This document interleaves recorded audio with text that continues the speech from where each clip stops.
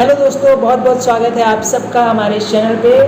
मेरा नाम मयंक त्रिवेदी है और इस चैनल का नाम भी बेसिकली मयंक त्रिवेदी। तो आज जो मैं आपसे शेयर करने जा रहा हूँ, या आप ये कह लीजिए जो टॉपिक शेयर करने जा रहा हूँ, वो बहुत ही ज़्यादा इंटरेस्टिंग है। मुझे तो बहुत इंटरेस्टिंग लगा। और वो टॉपिक का नाम है स्पेशल थ्योरी ऑफ रिलेटिविटी, जो कि सर एल्बर्ट आइंस्टीन ने दिया था। और ये एक ऐसा कॉन्सेप्ट था जिसने साइंस की दुनिया बदल दी। साइंस की दुनिया बदल दी। अब दुनिया कैसे बदली, क्या बदली, उस चीज़ को समझाने के लिए मैं आपके लिए वीडियोस लाया हूँ। और मैं एक कोर्स बनाऊँगा जिसमें 5 से 6 वीडियो मैं अपलोड करूँगा, जिसमें मैं इसका प्रिंसिपल बताऊँगा, क्या कॉन्सेप्ट था बेसिक, क्या इमेजिनेशंस थी। तो जितना भी फुल डिटेल है इसका वो मैं बताऊँगा, क्या रिज़ल्ट था इसका।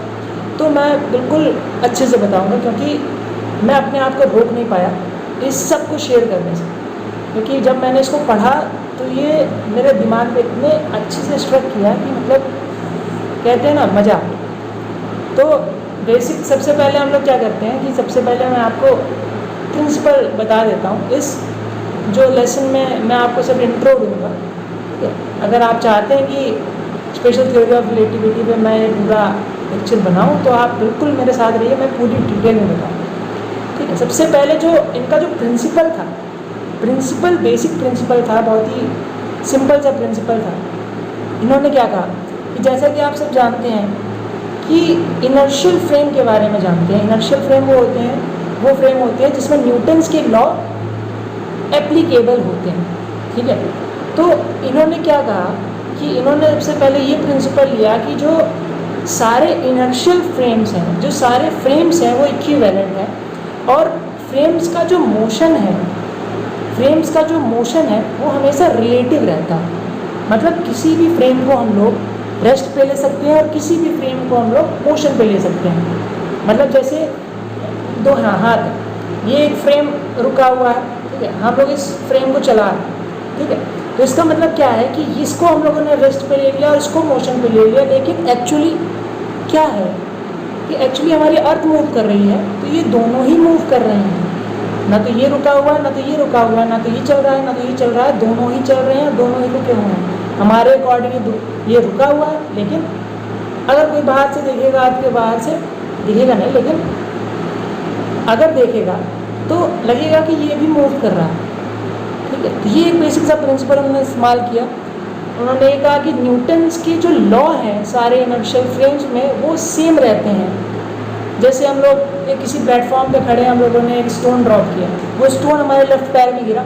सेम एक्सपेरिमेंट हम लोगों ने परफॉर्म किया ट्रेन के अंदर, जो कि एक कांस्टेंट वेलोसिटी से चल रही थी, और पत्थर हमारा गिरा कहाँ, लेफ्ट पैर में। मतलब सेम एक्सपेरिमेंट परफॉर्म किया 2 फ्रेम्स में और हम लोग को रिजल्ट सेम मिला। तो इसका मतलब सारे फ्रेम्स जो हैं वो इक्विवेलेंट हैं। सबके लिए जो न्यूटन्स के लॉ हैं वो सेम रहते हैं। और न्यूटन का जो सेकेंड लॉ है सबके लिए सेम रहता है, force is equal to mass into acceleration. ये सबके लिए सेम रहेगा। ये एक बेसिक सा प्रिंसिपल जो आइंस्टीन ने यूज़ किया। ठीक है, उसके बाद इन्होंने ये सोचा कि क्या ये जो मैकेनिक्स के रूल हैं ये तो सारे फ्रेम्स में सेम, लेकिन अगर हम लोग मैकेनिक्स के नहीं ना, हम लोग लेके चलते हैं इलेक्ट्रिसिटी के जो कॉन्सेप्ट्स हैं, जैसे मैक्सवेल के हैं जो इलेक्ट्रिसिटी के कॉन्सेप्ट हैं, तो क्या वो भी इलेक्ट्रिसिटी का कोई भी एक्सपेरिमेंट अगर हम लोग 2 फ्रेम में परफॉर्म करते हैं, क्या वो भी सेम रहता है? तो इसमें बहुत ही इंटरेस्टिंग सा फैक्ट उनको सामने आया। उन्होंने मतलब टाइम और लेंथ स्पेस की बिल्कुल डेफिनेशन भी चेंज कर दी।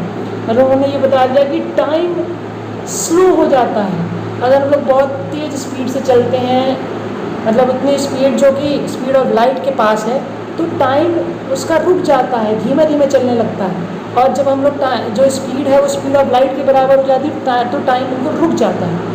तो ये सब कॉन्सेप्ट सुनने के बाद जो सारे साइंटिस्ट थे वो सारे हिल गए। और इसके बारे में मैं आपको डिटेल में बताऊंगा नेक्स्ट लेसन में। तो इसलिए stay tuned and stay with us. Okay, so thank you so much and जय हिंद। और इस कोर्स को पूरा करिएगा जरूर। Bye bye.